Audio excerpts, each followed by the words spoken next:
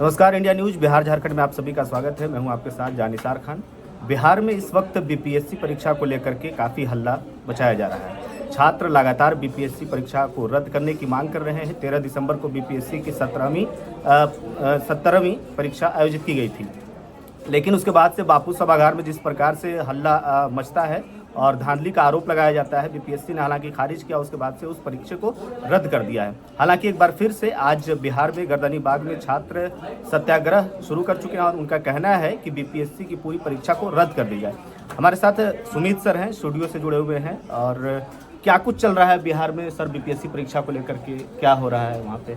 लेकिन सर सीधे सीधे कहा जाए तो मजाक हो रहा है। मजाक इसलिए मैं कहूँगा कि एक आयोग जिसकी जिम्मेदारी है कि आपको एक परीक्षा कदाचार मुक्त तो हो ही, लेकिन लीक ना हो। लेकिन इतना लीकेज है सिस्टम में, मुझे लगता है इतना लीकेज है कि कोई भी छात्र, समझिए कि गरीब छात्र वहाँ रेंट भरता है, वहाँ आता है, खाने पीने का इंतज़ाम करता है, कोचिंग में रहता है। आप समझिए कि वहाँ जो कोचिंग सेंटर्स हैं वहाँ लोग जाते हैं, कई सपने लेकर जाते हैं और उस परीक्षा की तारीख का इंतज़ार किया जाता है। लेकिन उस तारीख को जो कुछ गड़बड़ी या कुछ धांधली की खबर आती है, उसके बाद आप समझिए आवाज़ उठाते हैं तो उन पर लाठी बरसाई जाती है और पहले तो मानने से इनकार कर दिया जाता है। डीएम साहब थप्पड़ मार देते हैं, जो अधिकारी बनने का सपना लेकर आते हैं वो डीएम साहब का थप्पड़ खाते हैं और फिर उसके बाद मानने से पहले इनकार करते हैं।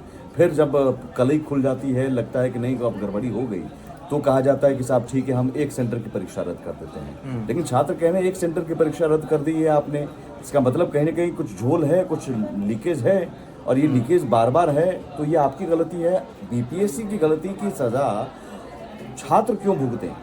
आपको निसार मैं बताऊं कि 500 करोड़ का ये पूरा पेपर लीक का कारोबार है। 500 करोड़ का जी, 500 करोड़ का। तो अपने आप में ये बताता है कि कहीं ना कहीं कुछ सफ़ेद पोश भी इसके पीछे है। एक माफिया तो है ही, लेकिन माफिया के पीछे कुछ लोग हैं जो इस कारोबार को बढ़ावा देते हैं। बंटवारा होता है, पूरा हिस्सा बढ़ता है। और कितने पेपर लीक हुए हैं?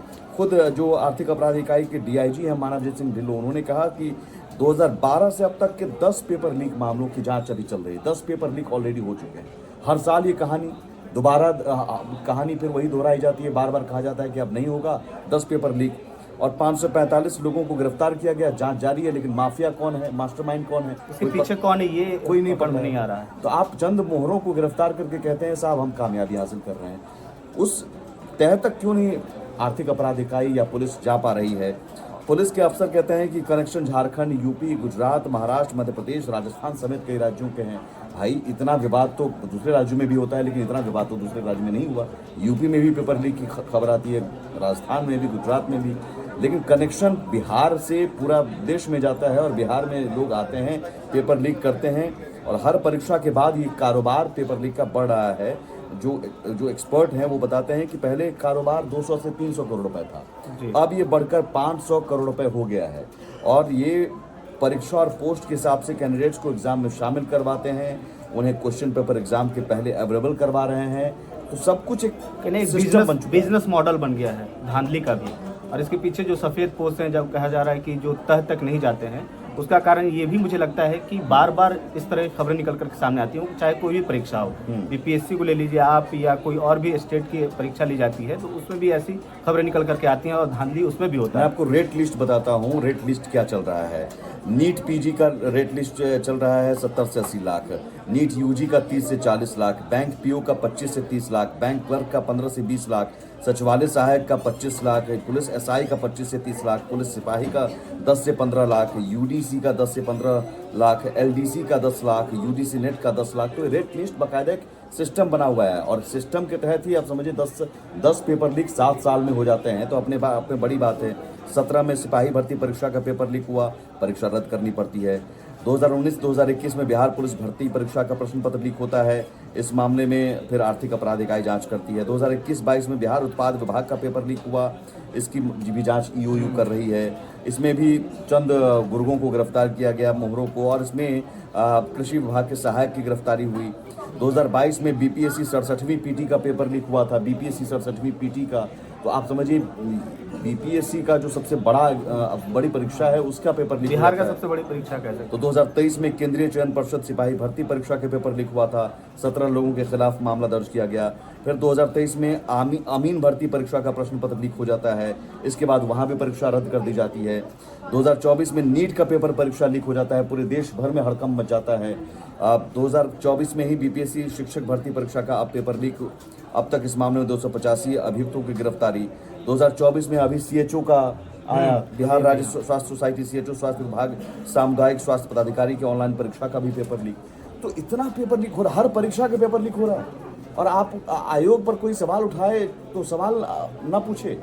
वो आयोग में बैठे अधिकारी वो निकम्मे अधिकारी हैं, इसका मतलब उनसे कुछ नहीं हो रहा है, वो सिस्टम को तहस नहस कर चुके हैं, और या तो फिर मिली भगत है, सरेंडर कर चुके हैं या तो। पेपर लीक अगर हर साल आपका हो रहा है, और बिहार सरकार की अब सिर्फ बीपीएससी नहीं, सिपाही चयन पर्षद जो है वहाँ आप जो भी परीक्षा हो रही है उस परीक्षा को करवाने वाला जो आयोग है, जो परिषद है, जो एजेंसियां हैं, वो कुछ नहीं कर पा रही हैं। और यकीन मानिए 500 करोड़ का अगर कारोबार है तो इसका मतलब कि ये चंद गुर्गों और चंद छोटे मोटे लोगों की गिरफ्तारी जो आप देखते हैं उससे संभव नहीं है।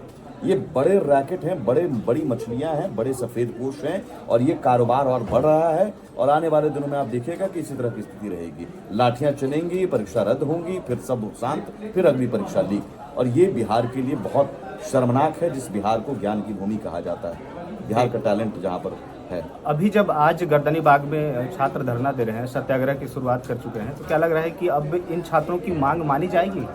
माननी पड़ेगी, माननी चाहिए, क्योंकि वो सवाल उठा रहे हैं कि किस आधार पे आप मार्किंग करेंगे, कैसे रिजल्ट देंगे, स्टैंडर्ड क्या होगा क्वेश्चन का, ये तमाम सवाल है। बाकी सेंटर्स पर जो एग्जाम उन्होंने दे दिया, अब इस सेंटर पर दोबारा किस तरह का प्रश्न पत्र दिया जाएगा, तो इस सेंटर के परीक्षार्थियों को क्या फायदा मिल जाएगा।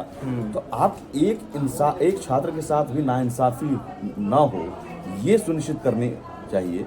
आप परीक्षा रद्द करने का भी नुकसान परीक्षार्थियों को होता है, फिर से उन्हें तैयारी और तमाम चीज़ें करनी पड़ती हैं, लेकिन वो चाहते हैं कि फेयर हो, और फेयर हो ही नहीं रहा है, आपसे नहीं हो पा रहा है, आयोग से नहीं हो पा रहा। और ये बिहार सरकार की जिम्मेदारी है, सुशासन बाबू की जिम्मेदारी है। जो सुशासन बाबू कहते हैं, सुशासन बाबू में 7 साल में 10 पेपर लीक हो जाता है, सवाल कोई उठाए तो उन पर लाठी मारी जाती है, इनके जो लाडले डीएम साहब है थप्पड़ मारते हैं। तो ये एक तरह से समझिए कि फेल्योर है, और इस फेल्योर की जिम्मेदारी लेनी होगी। और मुझे लगता है कि यहीं पर इससे ज़्यादा कहने की ज़रूरत नहीं है। छात्र अपनी मांगों को लेकर ज़रूर अहिंसक प्रदर्शन कर रहे हैं, सत्याग्रह कर रहे हैं। उन नेताओं को जाकर उनसे मिलना चाहिए, जो नेता युवा जवान ये सब करते रहते हैं, तो इन जवानों की सुनना चाहिए। चलिए, तो देखते हैं कि जो सत्याग्रह छात्रों ने शुरू की है वो मानी जाती है, उनकी बात मानी जाती है, और अधिकारियों पर भी सवाल है और उन नेताओं पर भी सवाल है जो छात्रों के हित में बात करते हैं। फिलहाल इस खबर पर बने रहेंगे।